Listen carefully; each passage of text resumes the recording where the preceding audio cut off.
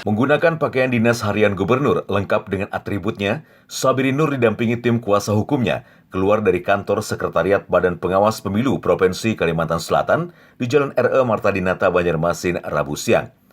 Paman Birin dipanggil untuk memberikan klarifikasi terkait tuduhan pelanggaran kewenangan sebagai kepala daerah yang disampaikan ke Bawaslu RI. Sebelum bergegas masuk ke dalam mobil, Paman Birin hanya menyampaikan tujuan kedatangannya tanpa menyebut pelanggaran yang dituduhkan. Oh ya, alhamdulillah bisa hadir ke sini dalam rangka klarifikasi apa yang menjadi laporan tuduhan ya. kepada kita. Mudah-mudahan Allah SWT melindungi kita dari hal yang kurang pas. Ditanya soal tuduhan yang dilanggar paslon nomor urut 1 itu, pihak Bawaslu Kalsel hanya menyebut sebagai fasilitator tempat saja, sedangkan materi pelanggaran kewenangan Bawaslu RI.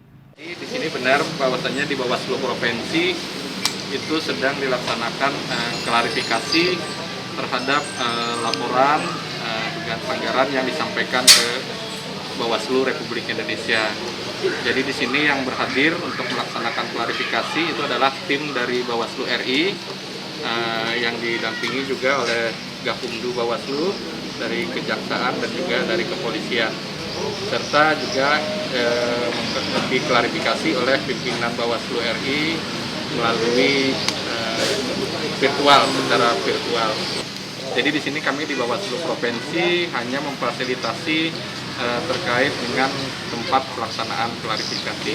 Terkait dengan materi itu semua dilakukan oleh Bawaslu Republik Indonesia. Kendati tidak merinci pelanggaran kewenangan yang dilakukan Paman Birin, namun tersiar kabar pemanggilan klarifikasi itu buntut dari laporan Denny Indrayana terkait masalah tandon air. Dari Banjarmasin, Rida, Kalsel, 1net.